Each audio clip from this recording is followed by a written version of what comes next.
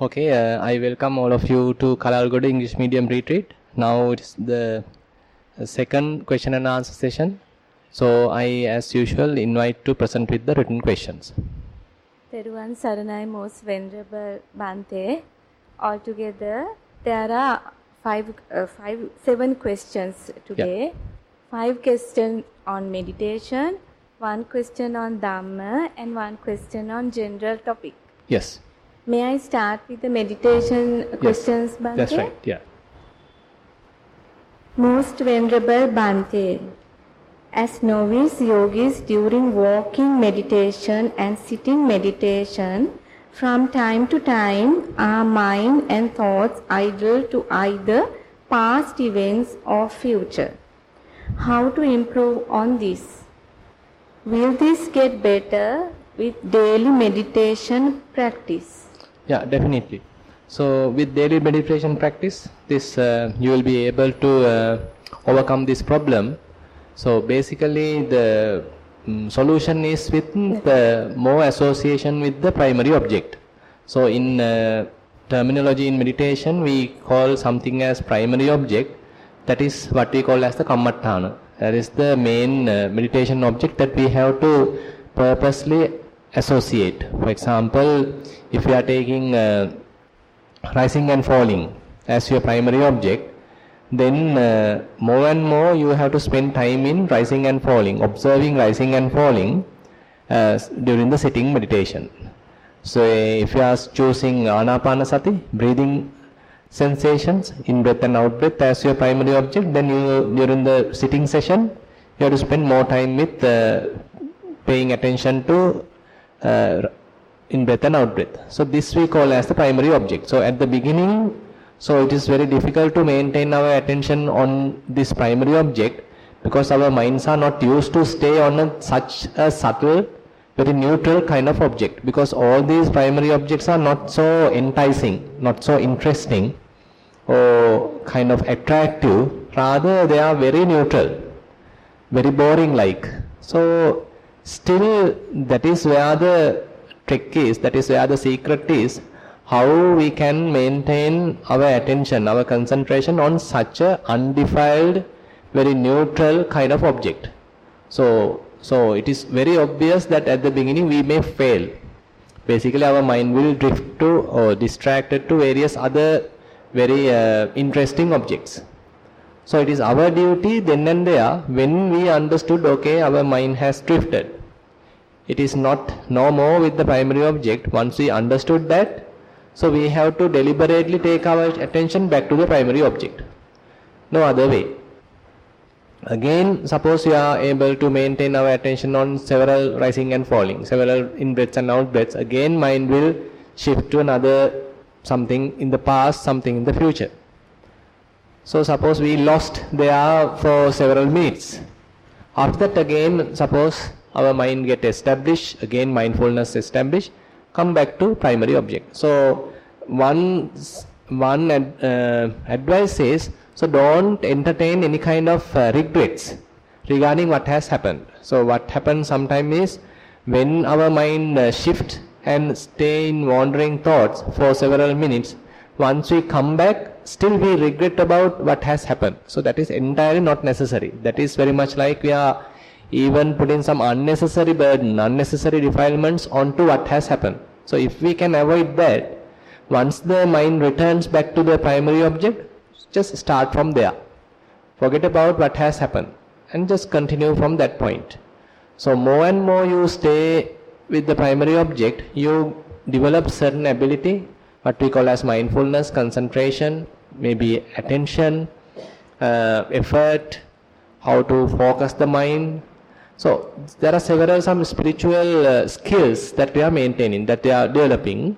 With the development of these skills, our mind starts to stay without much effort with this primary object. So it will take definitely some time. So you can't do it in a rush. If you try to do it in a rush, you will fail. So that is through the failures you will understand, oh, I can't do this like instant noodles, like instant coffee. This takes time. You need to start from the scratch. Like planting the seed and then putting water and allowing it to come plant as a plant, kind of a say very small plant, and then grow slowly, and then it is rising and then bear fruits, something like that. It has to go from the seed level. You can't do any kind of instant, today in jargon, today's terms, never. So you have to start from the beginning. So we have to have such patience to do it in a very sort of healthy manner, without creating any kind of mental issues.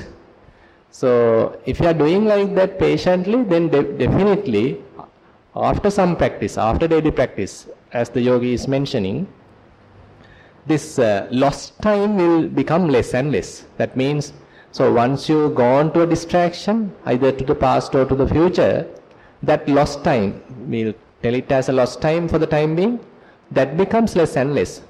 Within a second, within a few seconds, you will understand my mind is no more with the primary object. At that time, you can take your attention back to the primary object. And at that time, mostly the mind itself will return back without even your intervention. So that is how it happens. So this phenomena or this incident is quite natural to everyone. Yes. Sorry? Exactly. That's very true. So for a beginner, so another technique, very useful technique, is to incorporate noting, what we call as noting or labeling, where when you are with the primary object, say for example during the rising cycle, when you feel it very predominantly, at that time you can make a mental note, kind of a mental verbalization as rising.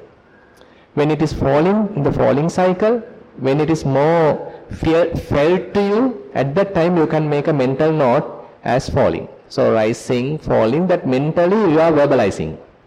So that technique is quite useful to sort of accumulate your attention and focus your complete attention to the primary object.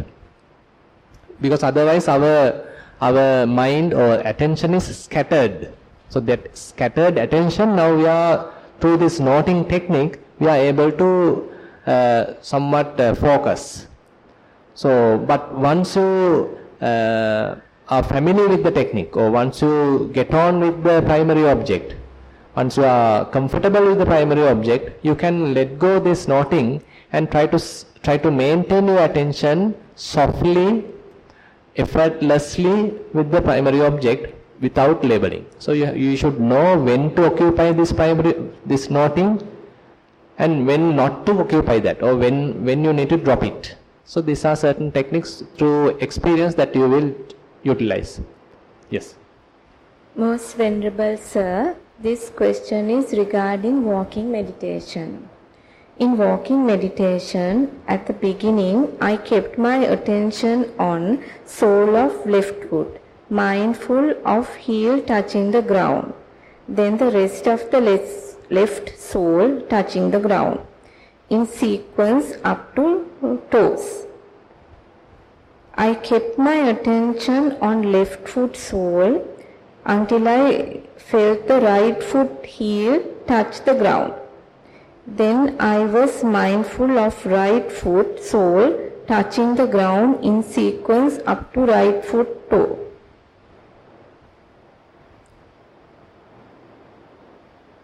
Is that all? No, Bhante, he has asked of the right leg also. I did not left leg first, then the right leg. Can you repeat the question then? In walking meditation, at the beginning, I kept my attention on sole of left foot, mindful of heel touching the ground, then the rest of the left sole touching the ground in sequence up to toes. I kept my attention on left foot sole until I felt the right foot heel touch the ground. Then I was mindful of right foot sole touching the ground in sequence up to right foot toe. Yes, it's correct. I did not pay attention to movement of right leg or movement of left leg. Now I try to be mindful of movement of right leg while left foot is firmly on the ground without maintaining mindfulness on left sole. Touch on the ground. I am mindful of left heel touching the ground and then rest of left sole touching the ground. Similarly, I try to be mindful of movement of left leg. Lift, send, forward, put down, while right foot is firmly on the ground. I do not pay attention to the right sole which is on the ground. When I practice mindfulness of movement of the leg, my mindfulness becomes weak and the mind tends to wander. When I practice mindfulness always on the sole side and not on the leg movement, my mindfulness is more stable. Please advise me which method is more suitable for me. May the Triple Gem protect you always. So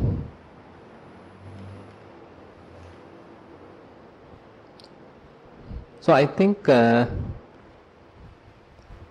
can't immediately say which one is more suitable for you, because as far as I can understand, it seems like you can be familiar with both scenarios. Now at the beginning you have tried maintaining your attention on the source and you are quite successful in it.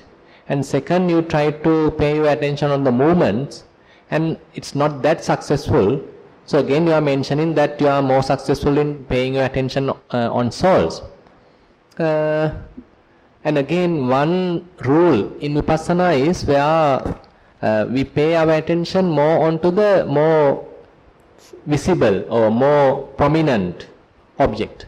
So if you are taking on that principle, then you can, without any problem, trying to maintain your attention on the movement, you can simply, since it is more prominent to maintain your attention at the source, you can use it. No harm.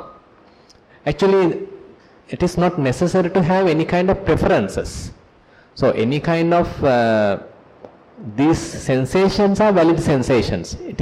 There is no any kind of a strong rule telling us, okay, you should pay your attention exactly to the source, never to the say movement. Or you should pay always attention to the movement, never to the source. There is no such rule.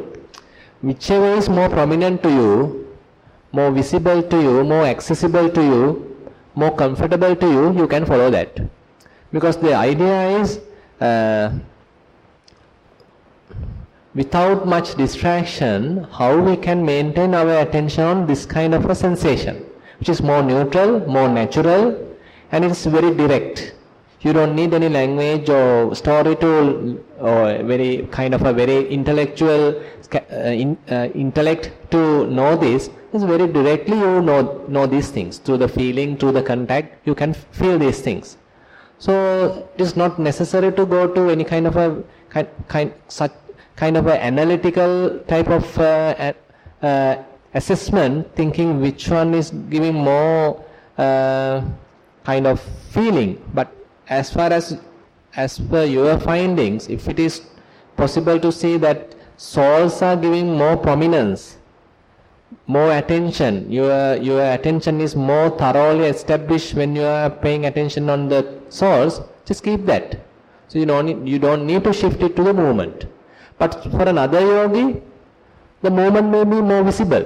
So that depends on his scenario, his or her scenario. So it is not kind of a common rule, but kind of a case by case basis we have to approach. So if it is more convenient for you to pay your attention on the source, just keep continuing with that. Yes.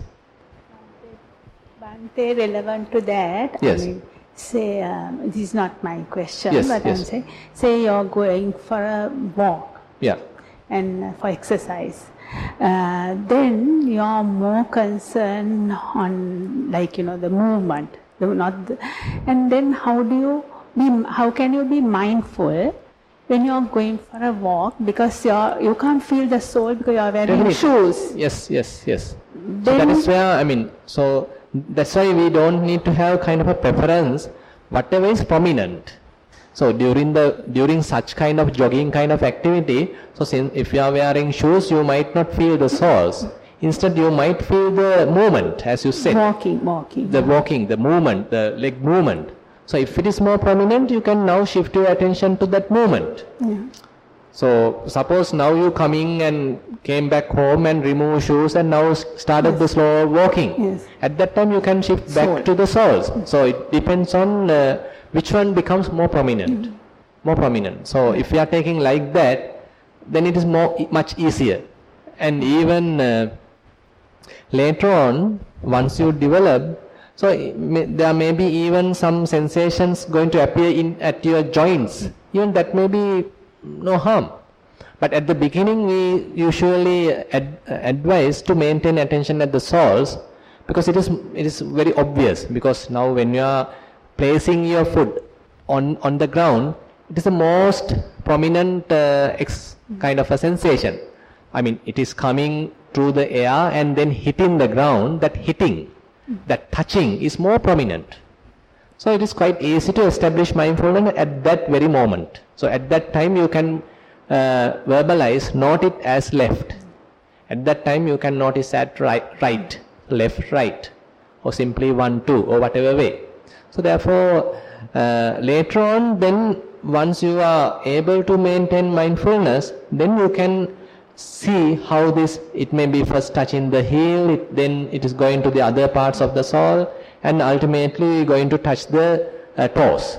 So that is how the yogi also has explained. So that's a gradual improvement of your mindfulness. Yes. Thank you. Yeah.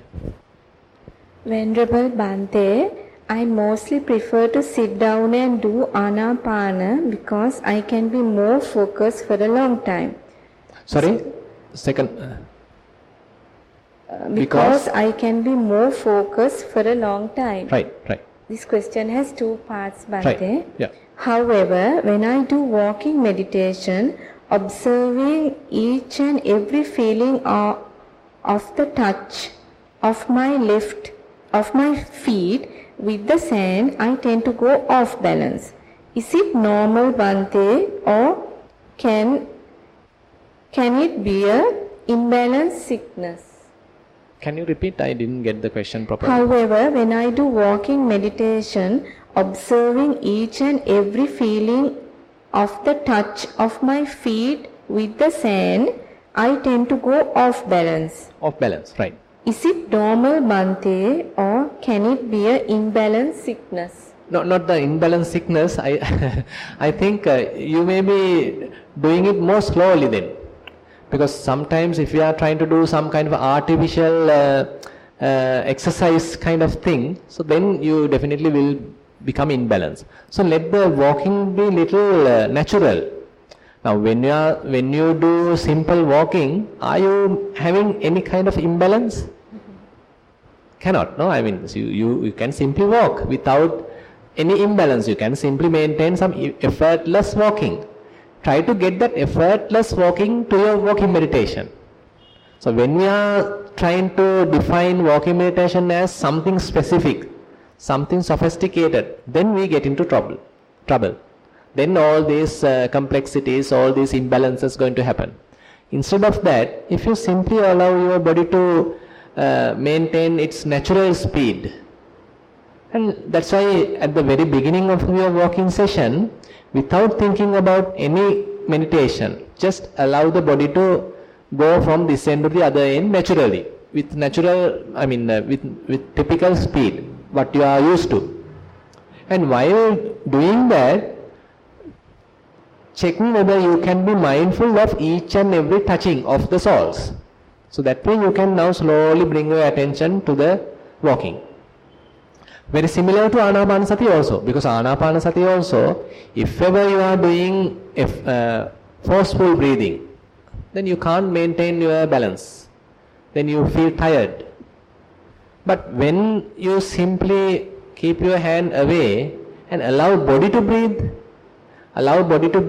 naturally, effortlessly, then you can maintain that meditation for a long time, because you are not feeling tired, because it's the very natural breathing happening by the body itself.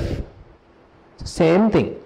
Walking also, try to maintain the effortless, very natural, habitual kind of walking. And that time, how we are able to get that data, like when the process is happening, we are collecting like data from each and every touching, something like that. Yes. The second part, as for my sitting down meditation, Bhante, I have now come to feel vibrations throughout my body and sometimes feel the beat of my heart too. There are times I feel I can segregate my mind from body. I feel I am stagnant here now, not going any further. Much merit. Please advise. Yeah, I think if you can explain which, is it mentioned whether Anapanasati or rising and falling was initially taken as the primary object, or nothing mentioned, no? No, nothing is mentioned. May I know some information about this section? Yeah.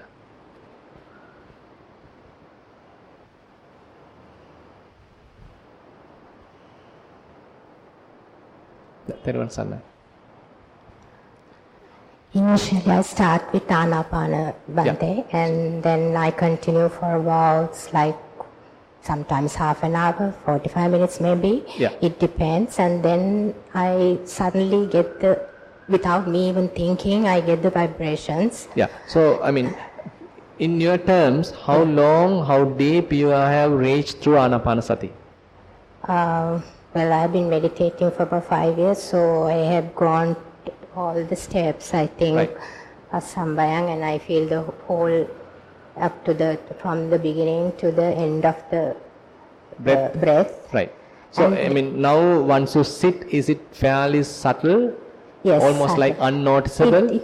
It changes. Not every day it's the same. Right. There are days it's become Anapana becomes so subtle that I hardly feel anything. Right. Just a movement.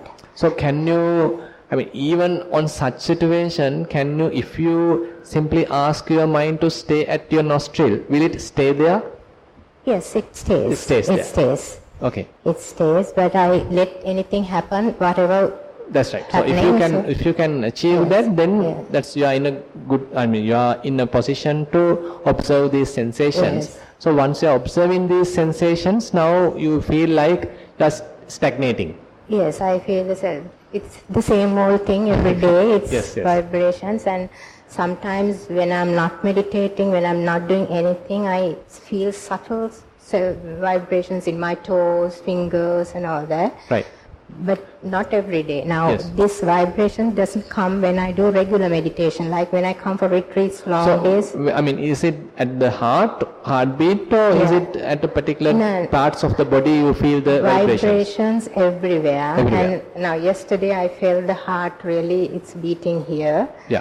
So that's only if I consecutively meditate for 2-3 days. Yes. Not So, just. yeah, basically, when these vibrations happen, now vibrations may be happening in a very high frequency, for example. Yeah. So, are you able to catch this frequency? In the sense, suppose it's very, very vibrating, Yeah, I mean, yeah. in a high frequency, Yes. and are you missing any of these vibrations, or are you able to maintain your attention also in the same speed, so that you are well sync with the vibration? Hope you got my question. Well, I have not concentrated as such. I feel Yes. the vibrations comes and vibrations goes. Then Right. somewhere else it starts vibrating. It Right. comes and it goes. So are you able to now say, for example, you at one time vibrations appear at your right leg, and you are able to locate that place and simply be with that vibrations, and then suppose it fades away, then you are paying your attention back to another place, say in the left leg.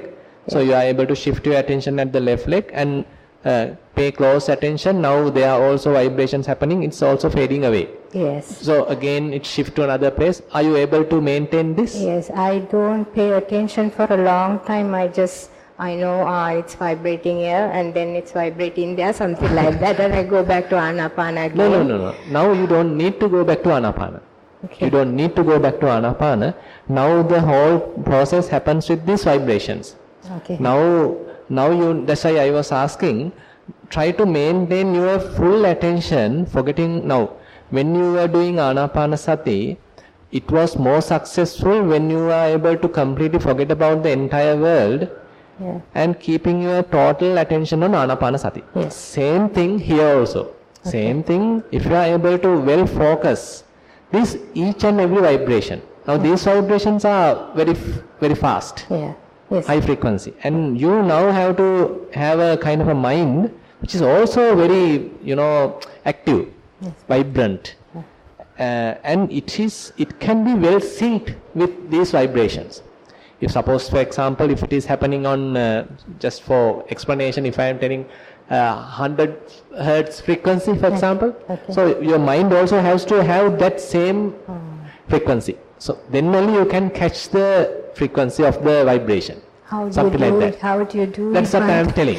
So that's why more and more closely you are paying your attention, you may feel that either you are missing certain vibrations or you are well aware of each and every vibration, how it is starting, how it is disappearing, how it is starting, how the second one starting, how it is disappearing, how the next one starting, how it is disappearing. You are not missing any vibration. But Something then like that. it's not one just point, it's a whole area. That's right. So on that area, try to find out some kind of a center point where it is more prominent. So basically now the developed attention, now you are fine tuning, like, when you are, suppose in the good old days, when you are fine tuning or tuning to catch a particular frequency in the bandwidth in the radios, now you need to do subtle adjustments, something like that. So here also now your attention has to be well focused on the area where the vibrations appear, and you need to pay close attention and maintain your attention to the very center point of the vibrations. So there it is more prominent. And then you are not missing any vibration, and your mind has to be well focused and kind of less effort. There are certain, now already you might have understood what is the effort, how your mind to be concentrated on a particular place. At that time, how you need to maintain your attention. If you are putting more attention, kind of too much effort, then mind starts to scatter again. Mind starts to drift, distractions. If you are maintaining less attention, you fall asleep. So how you are maintaining the exact necessary amount of effort. Then if you are paying attention on to some other place, not to the very center, then you are not able to vividly see this vibration. Only when you are, suppose you are seeing something under a microscope, you need to have well focusing. Again, you need to have, the slide has to be well adjusted to the exact lens, something like same thing, something like that. So you are maintaining your mind's attention to that particular place, coming to the very center point, maintaining the exact amount of effort, and just being with it, forgetting about the entire world. Okay. Very difficult. Now, thing is, in order to get this balance, it's difficult. So you may be doing it every day, but this very balance happens very rarely. Yeah, that's the thing. I'm fascinated with these vibrations. I go here and there all over my body, like here. So there's nothing happening. I'm just watching them. No. Here we need to train the mind. Okay. Train the mind to see each and every vibration. And suppose you are fully in it, now forgotten about the entire world, now your mind is fully in it. There is no even a thought, complete which each and every vibration, how it is appearing, how it is disappearing, how it is appearing, how it is disappearing, something like that.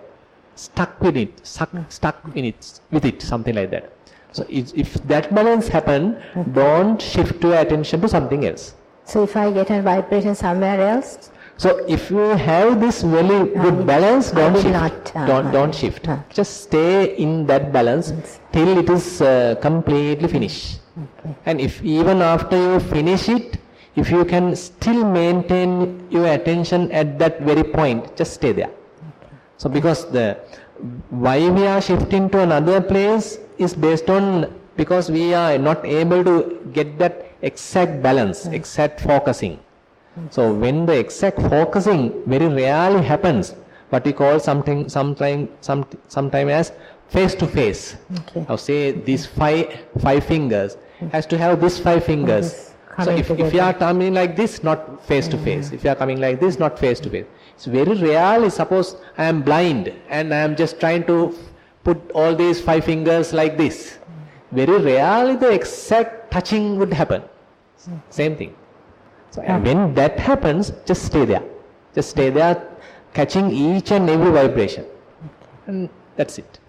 So then you are getting to another sort of experience, how you can, how you see this vibration. So basically you need to understand in that well-focused, well-concentrated state, how each and every vibration, how they are behaving, something like that.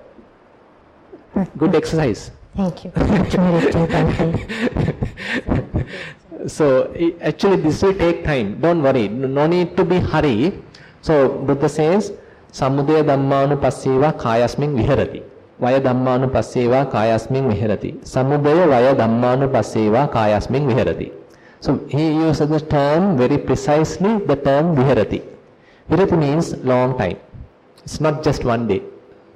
It's long time. I mean, there is no point of hurrying to jump to another stage, because here you are getting the momentum. Here you are educating the mind. It will take time. Yeah. Most Venerable Bhante, I would like to find out if there could be any meditation techniques that we could practice for a short period of time in an environment like a workplace, etc., that will help us to improve our focus as well as to face some of the challenges or stress without attracting attention from others.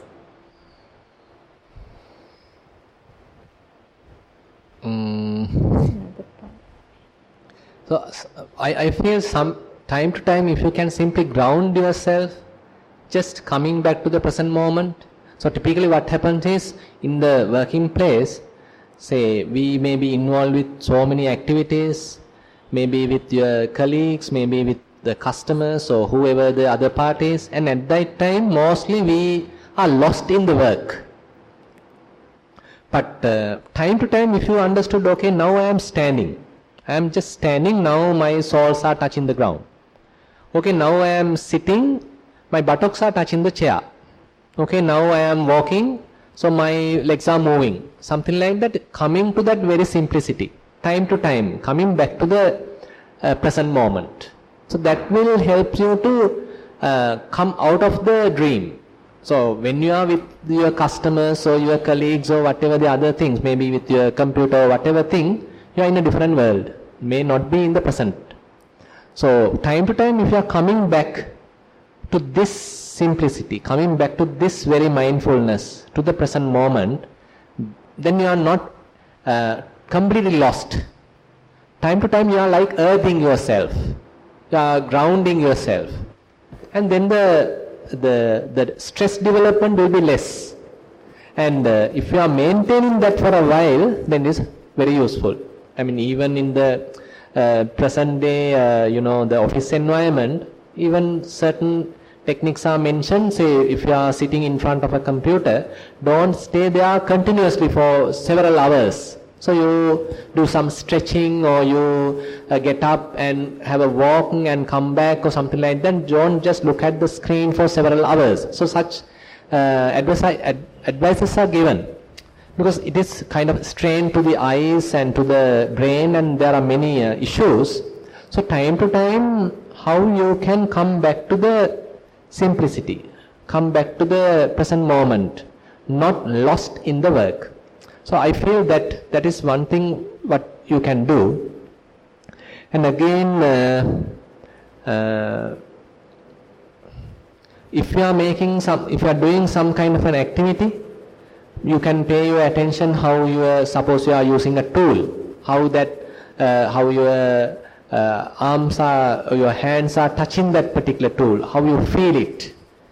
And is it, I mean, again, how much sounds you are generating by those activities.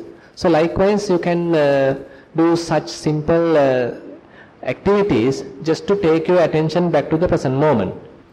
And the best thing is, not while being in that working environment, while being on your own at your home, try to develop mindfulness.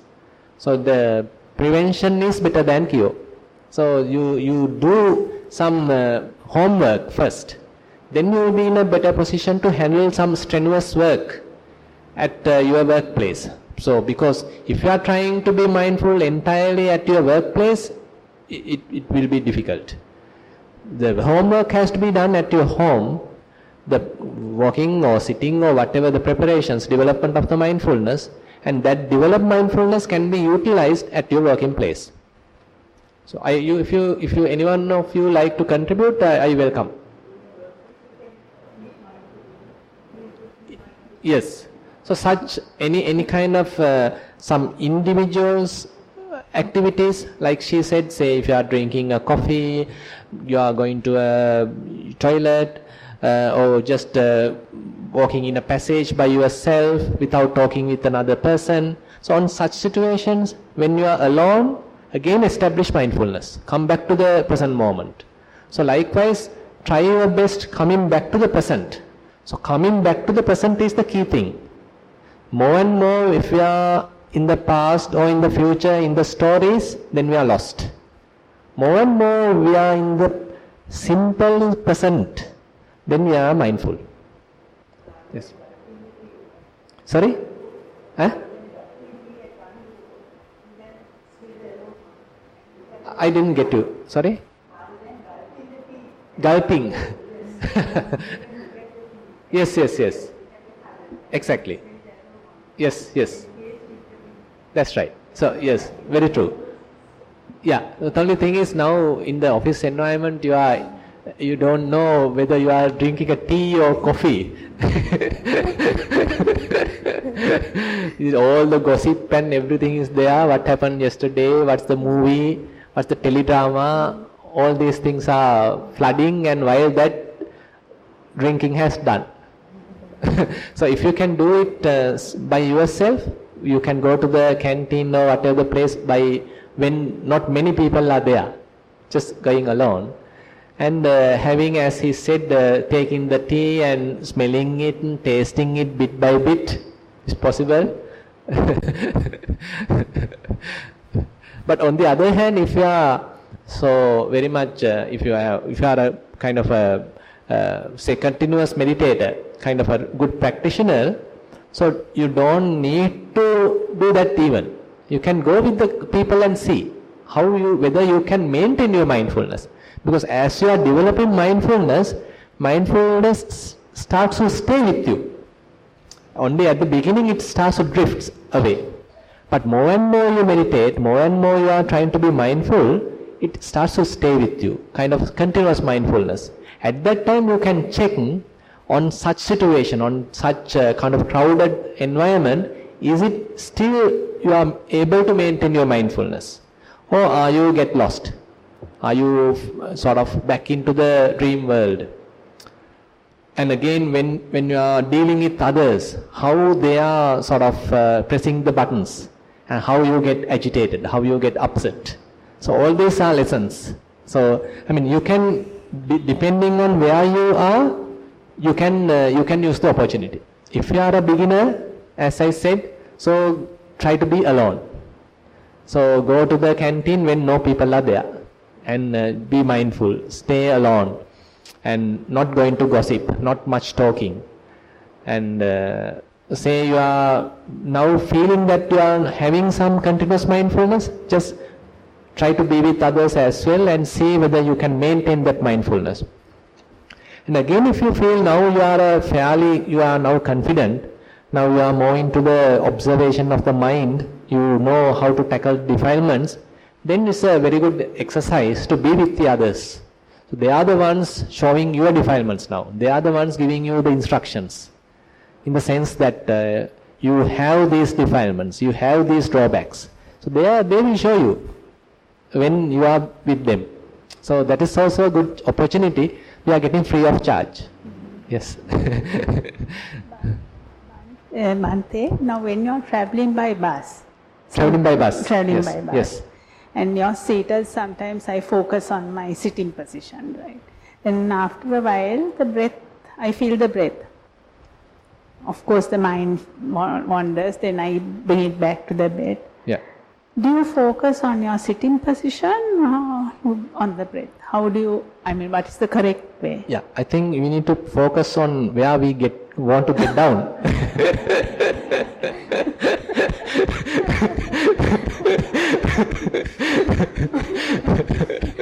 Long journeys. It takes 2 hours, 1.5 hours to go to Colombo sometimes. So then you are seated. And yes. So it's so, I think, what is more prominent, maybe. So basically, if you are more comfortable with the posture, definitely you can be with it, and more you start to develop attention, develop concentration, it will naturally go to breath. So immediately if you try to go to the breath, it may be difficult. So you try to be with the posture, collecting yourself, composing yourself, while the bus is moving, while the others are chattering, how you are able to collect your attention back to yourself.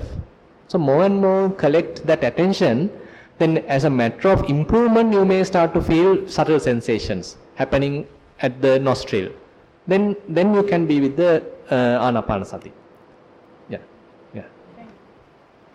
Swamin Wahansa, I have attended this retreat these last 4 months.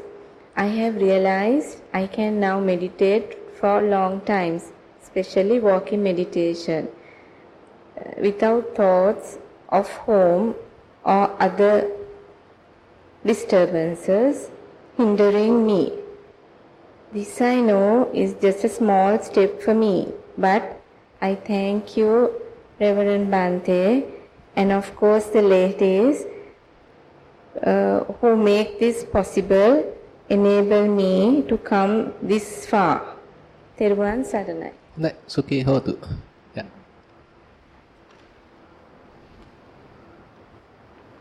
Reverend Bhante, this question is on Dhamma. Could you please re-explain the following? Consciousness nutrient. Perhaps Consciousness neutral. Nutrient. Consciousness nutrient. Right. Perhaps you could recap all the nutrients.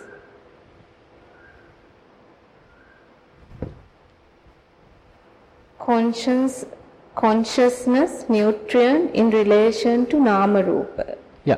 So actually, yesterday whole Dhamma sermon was on that.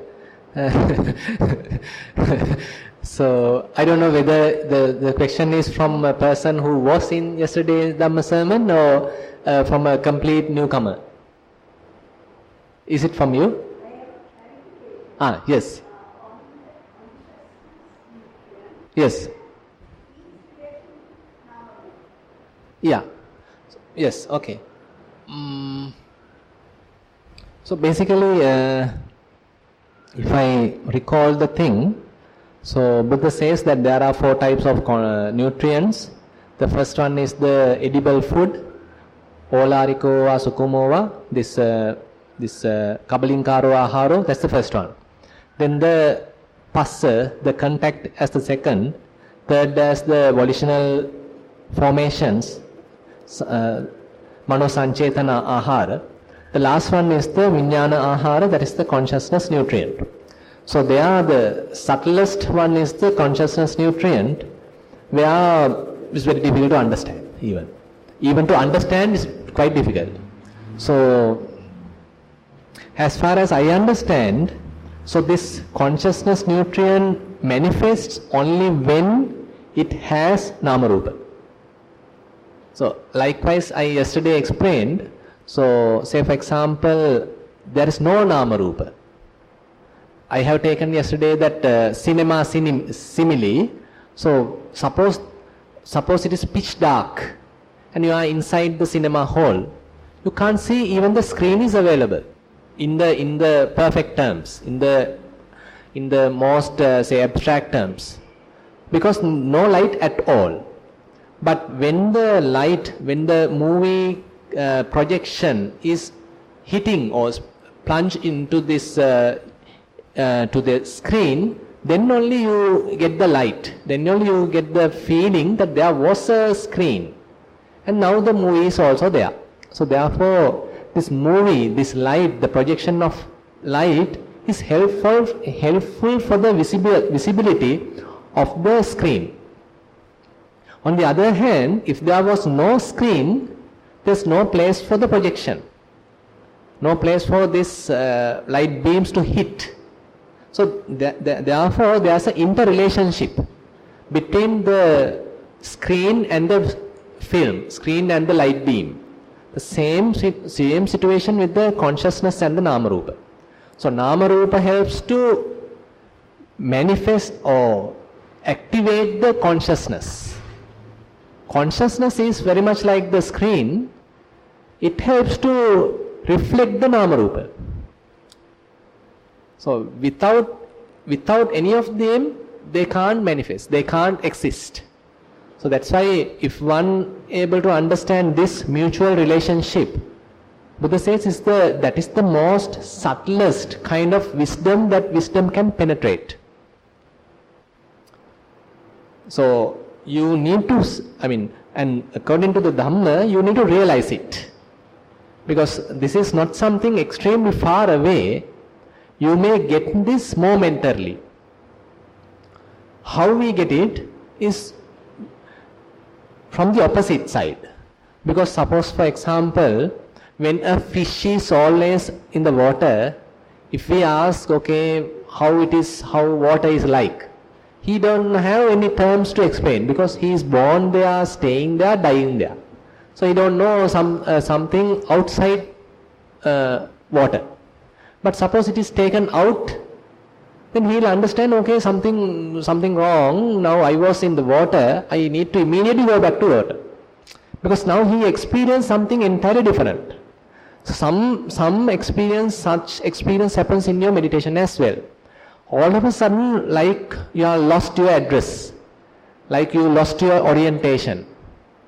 And because always our mind wants to associate some object. But sometimes it appears like it does not associate anything at all. So then you are very close to this unmanifested consciousness, where you can't define yourself, you can't define your experience. What has happened? I was there, I am not unconscious, I am not sleeping, but I don't know where I am. I don't know the time. So I don't know where I was. So sometimes yogis are telling like that. So that is the very beginning kind of thing, that the fish has taken out of the water. So you feel kind of trembling, you feel unbalanced, lost orientation, something like that. But that is not something to be afraid, but slowly you need to reach there and see what it is, from knowing to unknown, something like that. So I will explain some practical aspects in the today's Dhamma sermon, because we need some courage and some practice and kind of a systematic approach to reach such stages. So we can theoretically understand what's going to happen, can project okay, this is the way it is going to happen, but it's a kind of a mental, again, kind of a projection, kind of proliferation, estimation.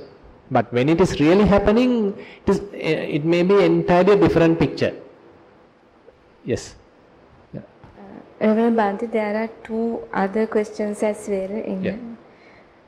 Is it greed that makes us cling to whatever is processed by our senses? And the last question, Is it greed? Is it greed that makes us cling to whatever is processed by our senses? We can say like our senses are all active, Either we have greed or not. But whether our mind get distracted or whether our mind get involved with the sense impingement, that depends on the greed. Say for example, even an arahant can see things. It is not that he become blind. He has very good working eyes. So he can see things, but he don't have greed. Similarly, he can hear sounds, he can smell various odors, he can taste food, and he can feel touches, and he can even think, but still no greed. So basically what Buddha says is, so even though these senses are operating, even though various different kind of sensory objects are available, they don't shave they don't waver the mind, they don't shaken the mind. So mind becomes unshaken. That's why Buddha says about aninja. The term aninja, probably you might have heard, is kind of solid like. So it becomes unshakable. Mind is not disturbed, irrespective of whatever the disturbance coming from the outside. Something like that. So till one has greed, you can't maintain it. So that is where yesterday's Dhamma sermon I have taken out from Athiraga Sutta. So Athiraga, the Pali term Athiraga means till you have lust. So Buddha says, till you have lust, till you have craving, till you have some sort of delight related to the four nutriments, your consciousness will be well established. Say when you are enjoying certain food, you are in it, you are completely lost in it. So your consciousness is well established there. When you are looking at a movie, your consciousness is well established there. When you are hearing particular beautiful music, your consciousness is established there. Say you are smelling a particular aroma, then your consciousness is established there. So similarly, when you are thinking, some obsessive thinking going on, you are there. And similarly, when you are doing something, deliberately you are fully involved with something, your consciousness there, mano sanchetana. And again, the very subtlest level, whenever mind is occupied with any kind of a subtle image, even mental image, so nama rupa is there. Your screen is not completely pure yet. Something like that. So it is, the purity is there, but not yet to the 100%. So we can get some kind of approximation. So time to time you may come to that purity, but cannot maintain. So that is the practice.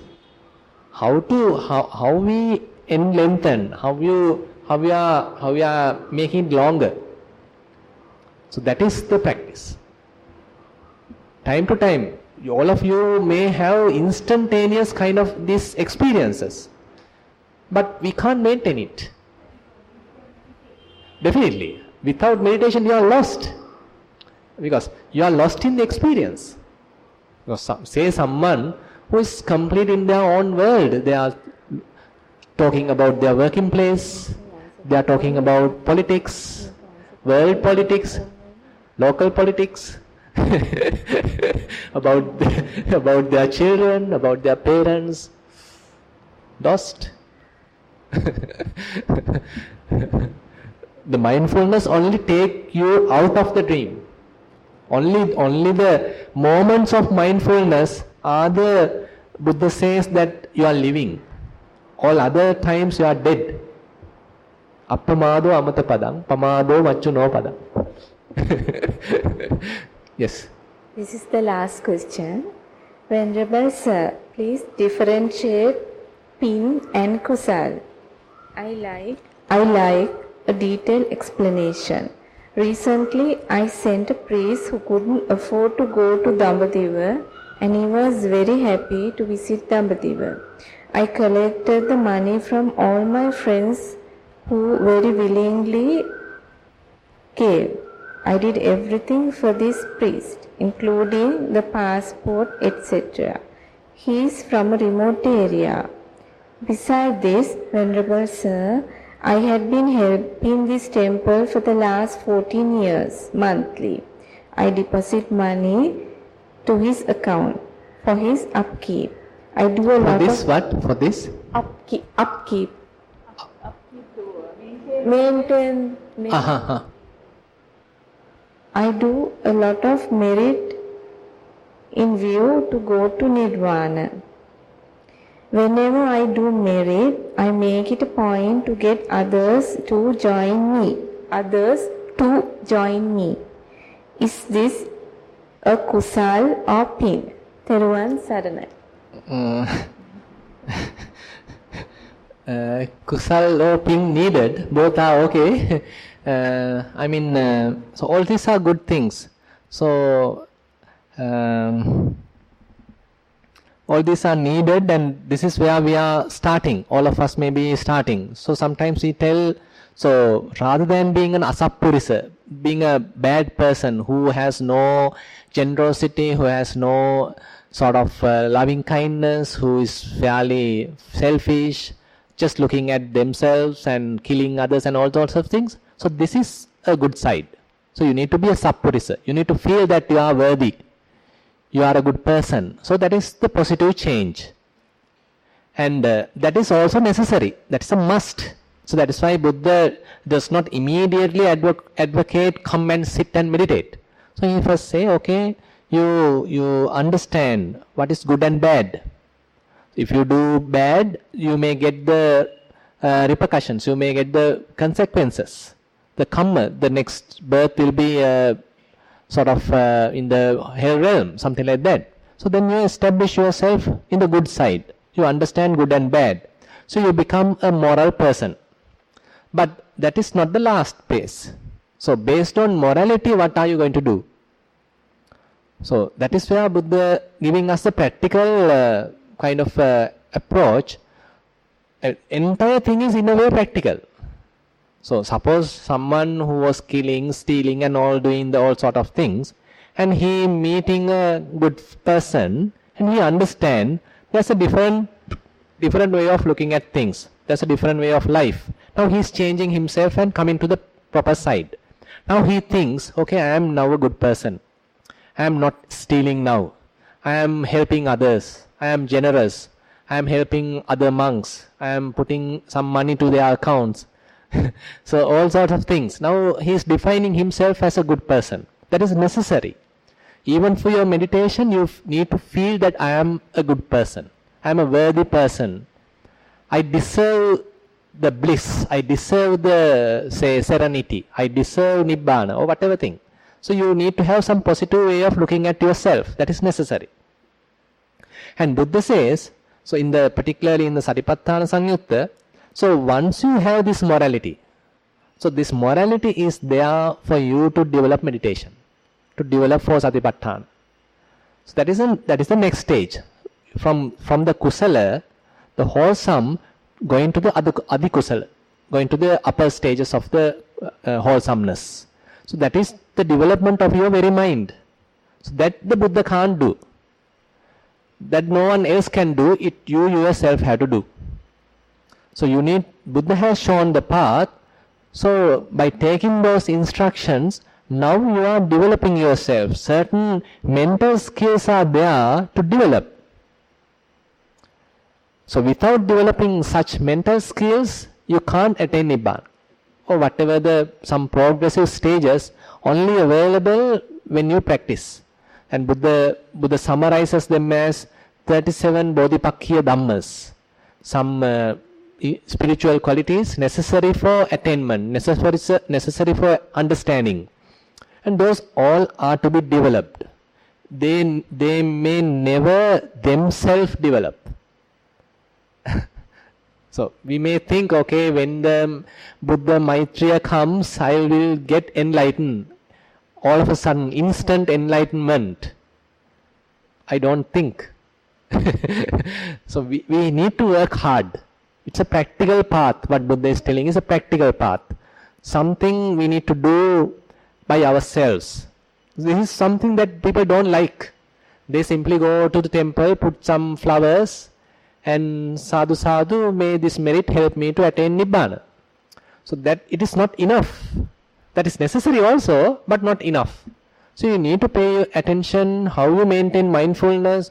Now you all know how difficult it is to maintain mindfulness.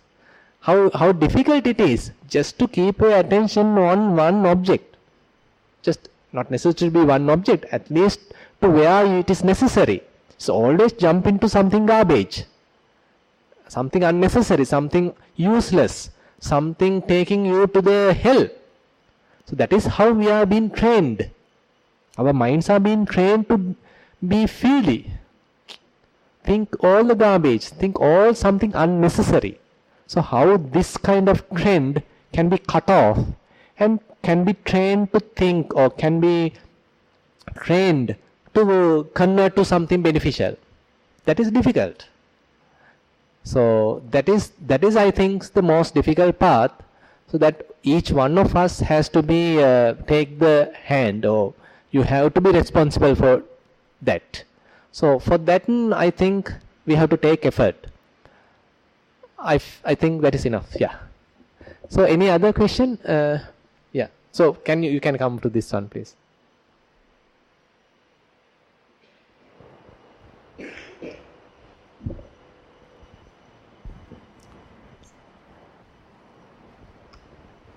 Bhante, I am sorry if I am troubling you too much. Yeah. You must be really tired, but can you please explain briefly to us how the Sattvis Bodhipakshika Dhamma work?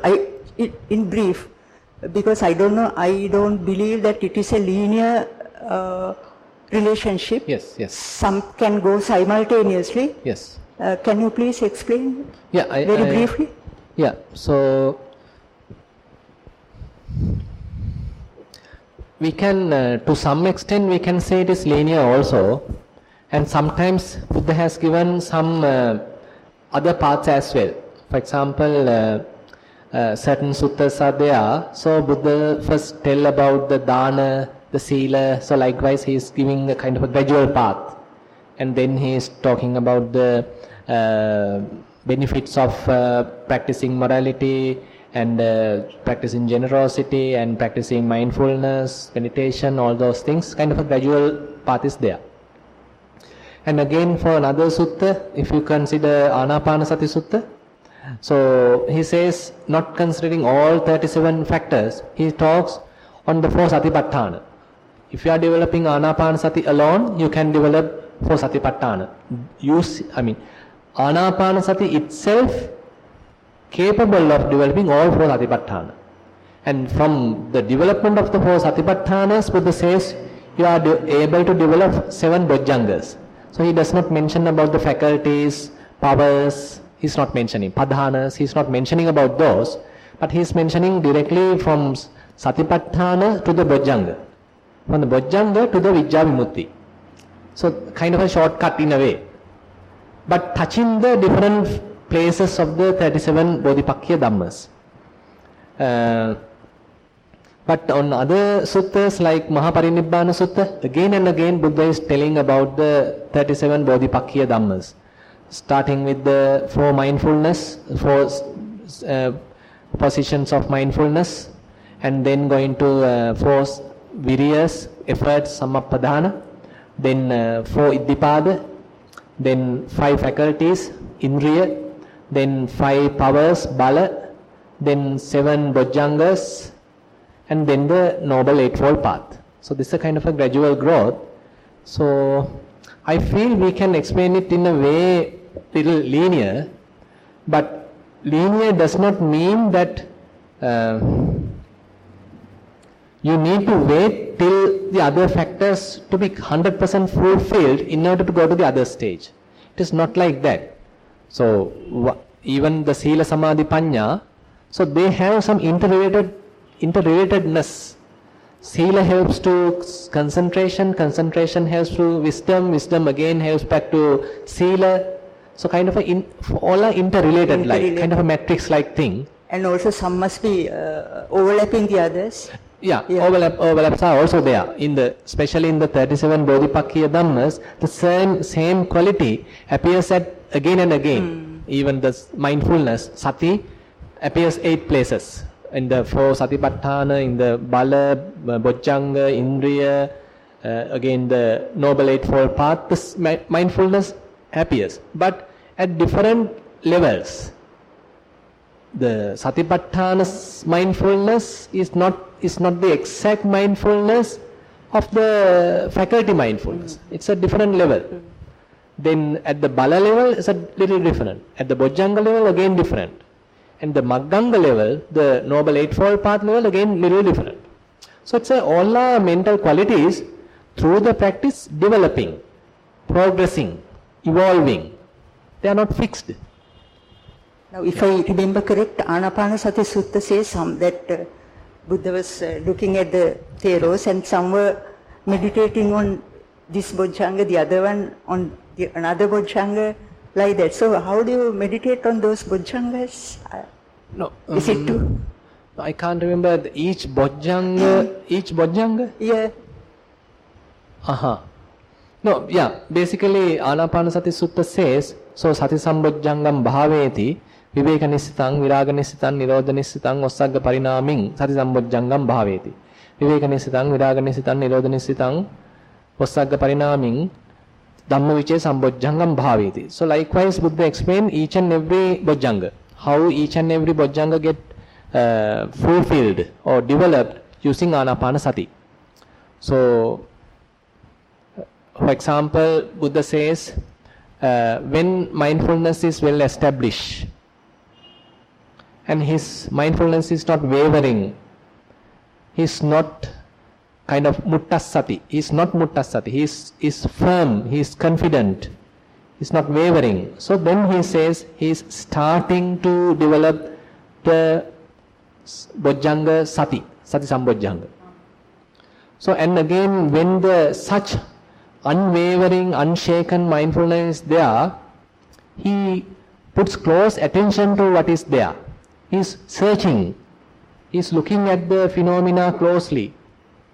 He is observing attentively. And then Buddha says, Dhamma Vichaya Sambojjhangam bhaveti.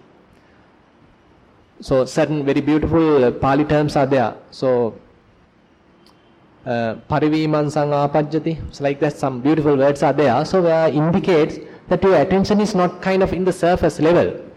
Now you are looking at this, for example, and you are checking what are there. You are searching various characteristics, looking at closely. So then Buddha says, Dhamma Vichaya Sambojjhangam bhaveti. So when such, in order to do that, you need effort. Penetrating into that. In order to do this kind of analysis, this kind of observation, you need some effort. So the effort Sambojjhanga, the Virya Sambojjhanga, Virya. Sati Dhamma Vichaya Virya, Piti. When you are doing it, kind of a happiness coming because you are now totally in this. No defilements. Piti coming, rapture coming. Sati Dhamma Vichaya Virya Piti Passaddi. So you are tranquil.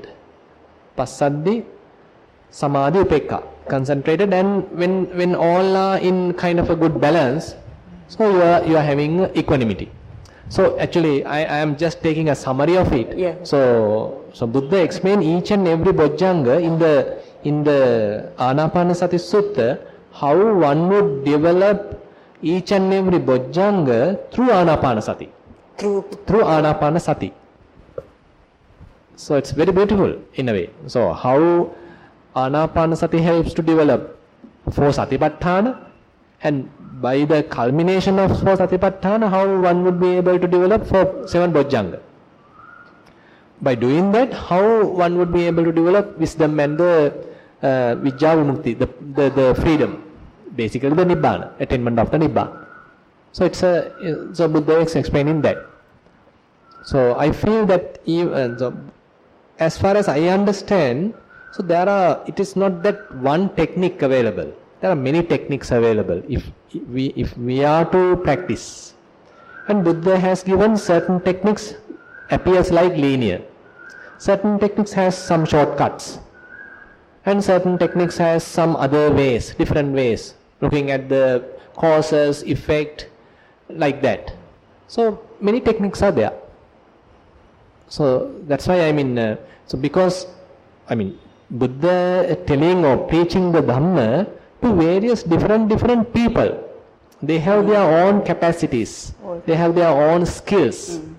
So, and they have their own drawbacks as well. Some asava anusaya depending on their past. So Buddha, through his penetrative vision, understand where the problem. And accordingly he put the kind of prescription. Asava anusaya jnana. And accordingly he is giving the proper description, proper preaching. Then another person come, he is preaching another way. To suit the particular person. To suit in this particular person. So therefore many methods are available. Thank you very much. Yeah. Sukhi hotu. Okay, I think we have spent about a little more than 1 hour in question and answer session. So I thank you very much all for your active participation, and again we'll meet you again at 4 p.m. for the Dhamma sermon. Thank you very much.